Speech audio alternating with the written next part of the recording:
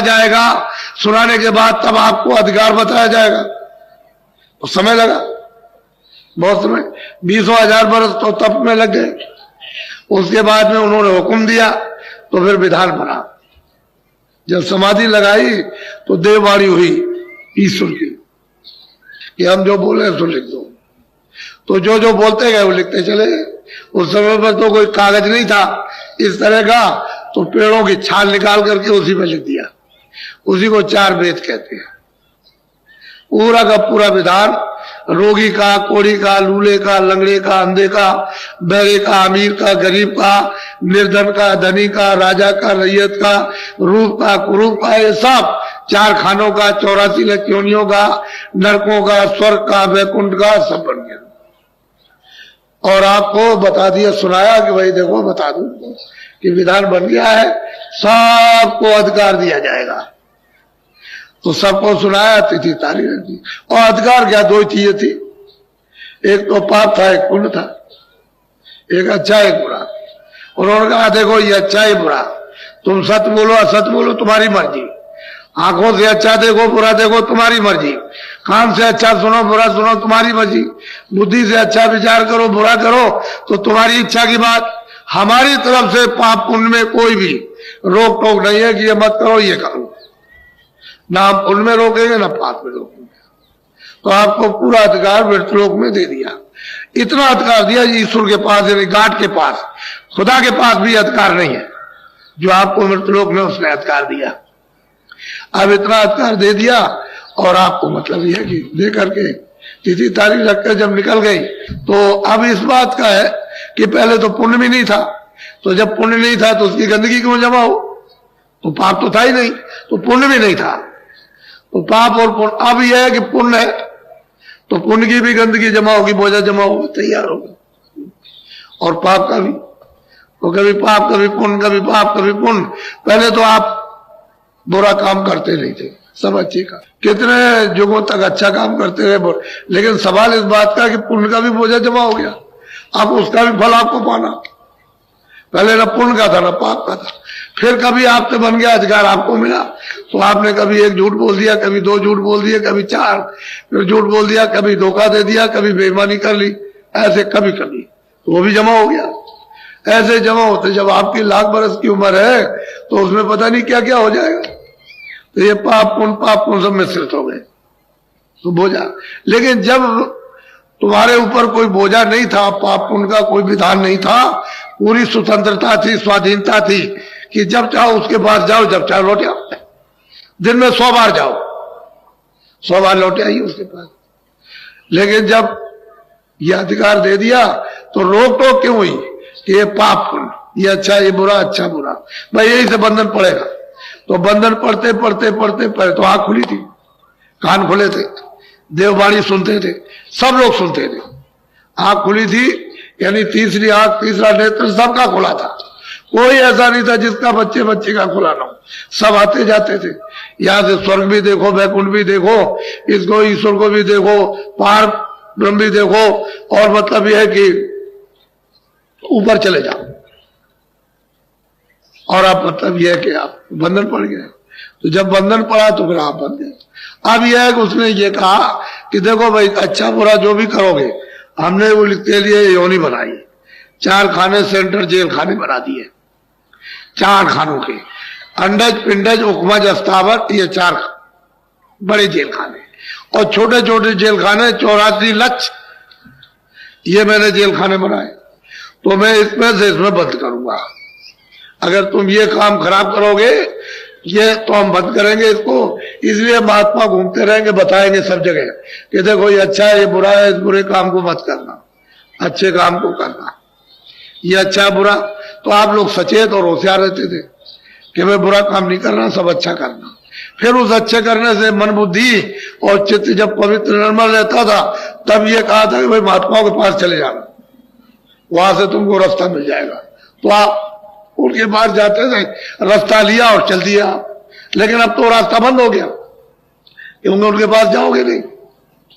फिर आप मन बुद्धि चित्त को इसको पवित्र न करके गंदगी लाद लोगे। तो जब गंदगी आपने लादी अपने ऊपर में, तो मेरी तरफ ये देखो ये जीवात्मा बैठी हुई है। तो इसका हृदय इधर तो है नहीं कि भाई इतना सा हृदय हो। जितना सारा संसार है, ये सारा विश्व, जितना इस विश्व का आकाश है उसके लाख हिस्से, यानी बड़े बड़े इसके और कर दिए जाए, उससे भी बड़ा है। इतना बड़ा इसका ये हृदय है। इसको दिल कहते हैं, हार्ट कहते हैं। ये जीवात्मा का, सूरत का, रूह का, सोल का हार्ट ये। तो इसमें कूड़ा कचरा आपने जमा कर लिया। अब कूड़ा कचरा ऐसी जगह जमा किया कि न तो इधर आगे जाएगी, न पानी जाएगा, न तलवार जाएगी, न कोई तीर जाएगा, न कोई जहर जाएगा।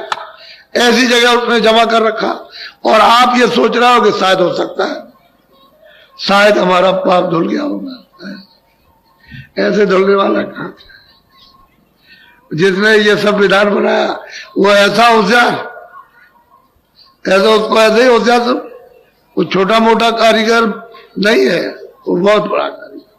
तो जीवा उसने भी बड़ी तपस्या की, बहुत तपस्या की उसने। तपस्या करते करते तब सत्पुरुष प्रसन्न हुए। तभी तो मतलब प्रसन्न होकर के ये जीवों का भंडार मांग लिया कि हमको दे दीजिए, हम रचना रचेंगे, रचना रचेंगे। तो सत्पुरुष प्रसन्न होकर के और मतलब है कि इनको ये सब जीवों को दे, एक छोटा सा भंडार इनके हवाले कर दिया, सुपुर्द कर दिया।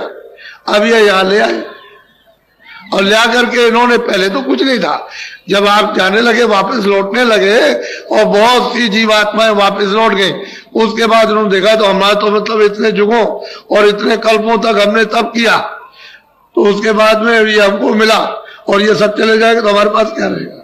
तब उन्होंने ये विधान बनाया और विधान बना करके आपको अधिकार पूरा दे दिया। वो आप जा सकते हो, लेकिन ईश्वर उनके पास नहीं जा सकते। उस प्रभु के पास ईश्वर नहीं पहुंच सकते और आप जा सकते हो। तो मृतलोक में इतना अधिकार आपको कि आप ऊपर जा सकते हो, आ सकते हो। इनको भी प्राप्त करो, ब्रह्म को भी प्राप्त करो, पार ब्रह्म को भी, और उस सच्चे मतलब यह है कि जो प्रभु, उसको भी आप प्राप्त करो, लेकिन ये नहीं जा सकते। तो असल में आप फंस गए, उलझ गए। और एक ही रास्ता आने का था, क्योंकि नाम से ही आए थे। जैसे ये बिजली आ रही है, पावर हाउस में लगा हुआ प्लग, जब तक ये प्लग रहा रहेगा और बिजली वहां से बनती रहेगी, आती रहेगी, प्लग हटा दीजिए बिजली बंद हो गई। ऐसे ही शब्द है, नाम है, आवाज है, देववाणी है, उसी से उतर करके आई और दोनों आंखों के बीचों बीच में बैठा दी गई। तो ये डोरी पकड़े हुए थी, तभी तो आती थी जाती थी, फौरन चढ़ गई, फौरन उतर आई, फौरन चढ़ गई, फौरन उतर आई। यानी इतनी देर नहीं लगती थी, इतनी भी देर, ऐसे चढ़ गई, ऐसे उतर आई, चढ़ गई, उतर आई। सब देखती गई, सब देखती आई, सुनती गई, सुनती आई। लेकिन अब तो मतलब यह है कि आपने जब गंदगी को जमा किया, इस मतलब यह है कि आकाश में, इस हृदय में, तो ये कूड़ा कचरा जब जमा हो गया तो सब आकाश मैला हो गया, गंदा हो गया। जब गंदा हो गया तो आपकी आंख, आपके कान, दिव्य आंख, दिव्य कान, दिव्य नाक बंद हो गई, तो डोरी छूट गई। और नाम की, शब्द की, आवाज की, देववाणी की डोरी छूट गई। अब ये जीवात्मा अंधेरे में गिर गई। बस यही है। अब जब से आप गिरे अंधेरे में, अभी तक आप उजाले में खड़े नहीं हुए और वापस लौट के घर में नहीं गए। आप परदेश में रहते हो, जन्म है, मरण है, जन्म, मरण है, जन्म है, मरण, यही हो रहा। और क्या, तुम्हारी उम्र मान लो 80 साल की है, 60 साल की है, तो दूसरे की उम्र में 2 ही साल की, किसी की 5 साल की, किसी 10 साल की, किसी की 15, जन्मो मरो, जन्मो मरो। तो ये स्थान जो है मृतलोक है, ये आपका किसी का कोई स्थान और किसी की कोई चीज नहीं। अब आपको काम के लिए दिया, उसको कहते हो मेरा, उससे काम ले लो। भाई कोई आदमी आता है तो उससे काम ले लीजिए, आपका तो नहीं। सेवा का सब काम ले लो, उससे पानी भी पी लो, उससे खाना भी बनवा लो, उससे भी करो, वो भी कर लीजिए उसके, लेकिन आपका तो नहीं है। तो आपने काम ले लिया। तो चतुर वही है जो इन सब चीजों से काम ले लेते और काम लेके समझते हैं हमारा तो कुछ है, ये तो दूसरे का दिया हुआ और दूसरे का सामान है और ये भी सामान दूसरे का। तो आप जब महात्माओं के पास पहुंचोगे तब तो ये युक्ति आपको काम लेने की आएगी, और जब तक महात्माओं के पास नहीं पहुंचोगे समझो कैसे, तब तक आप समझोगे अज्ञान में कि सब मेरा, इसी में रहोगे, चिल्लाओगे। तो मोह सकल व्याधियों का मूल है। समुद्र है, समुद्र सागर कहते हैं, उसमें डूब गए। अब ये कैसे छोड़ देगा जब उसमें डूब गए? निकालेगा कौन मोह से? संपूर्ण व्याधियां मोह से, उसमें डूब गए खजाना, उस व्याधियों के खजाने में डूब गए। अब बिना महापुरुषों के नहीं निकल सकते, तो जगा हुआ महापुरुष चाहिए। कोई दाढ़ी बाल हमारी तरफ से अगर कोई रखा ले और कहते कि भाई तुम साधु हो गए, इसका नाम साधु नहीं है। साधु नाम तो उसका है जिसकी जीवात्मा जाग जाए और उस प्रभु का साक्षात करे, उसको साधु कहते हैं, महापुरुष कहते हैं। अब वैसे साधना के लिए कोई भेष बनाओ, सफेद कपड़े पहनो, गेरू कपड़े पहनो, लाल पहनो, तुम काले पहन लो, तुम और कुछ पहन लो, तो इससे कुछ मतलब नहीं। वो बगैर दाढ़ी वाला भी प्राप्त करेगा, दाढ़ी वाला भी प्राप्त करेगा, कपड़े वाला भी, नंगा भी प्राप्त करेगा। लेकिन यह है कि वो इन सब चीजों में पता नहीं, तो तुम बन जाते हो कि हमारे गेरू कपड़े, हमारे सफेद कपड़े, हमारे काले कपड़े, हमारा ये, हमारा वो, तो इसमें समझते हो कि हम साधु हो गए। ये साधु नहीं, जिसकी जीवात्मा जाग जाए उसको कहते हैं साधु। इसको असल में चीज ये है कि आए थे अपने घर से, मगर का रास्ता छूट गया, मिले। अब चारों तरफ भटकते हो कि भाई तू बता दे, तू दे दे रास्ता, तू दे दे, इधर जा रहे चले जा रहे हो, तब तक तुम्हारा समय पूरा हो गया। क्यों? कि मनुष्य जीवन का कर्म जो पुण्य होता है मनुष्य शरीर पाने के लिए, वो तो एक एक कण इकट्ठा होता है। वो उसमें से क्या तुम करते हो, उसमें से एक इकट्ठा हो गया। बाकी चार खानों के अलग अलग अलग अलग यानी कर्म पुण्य, पशु का, पंछी का, कीड़ों का, यानी इनका अलग अलग जो कर्म है और उसका जो अलग अलग पाप पुण्य वो अलग अलग जमा होता है। उसको उस योनि में मिलेगा, आपका होगा आपको इस योनि में मिलेगा। तो मनुष्य शरीर के कर्म अलग है प्राप्त करने के, और पशु इत्यादि पंछी उनके अलग कर्म है, तो उसका भोग अलग है, इसका भोग अलग है। तो आप मनुष्य शरीर का तो कोई काम करते नहीं, क्या आपको फिर मिल जाएगा? अब आपको तो पता है नहीं, आप तो समझ लेते हो मैंने कर लिया होगा, तो तुम्हारे समझने से क्या होने वाला? अंधेरे में क्या समझोगे? जब तक उजाला नहीं होगा तब तक कुछ नहीं समझ सकते हो। तो ये मनुष्य शरीर फिर मिलेगा नहीं, फिर आपके हाथ आएगा नहीं, क्योंकि आपने कर्म तो कोई किया नहीं। तो कितनी लंबी चौड़ी है? 84 चार खाने और 84 लक्ष्य नस्लें, यानी मतलब कितना लंबा चौड़ा ये जंगल है। कब पार करके आओगे? तब जाकर के कभी ये कब 1 बरस के लिए, 2 बरस के लिए, 10 बरस के लिए या 20 बरस के लिए तुमको समय मिला, फिर चल दिए, फिर लौट गए।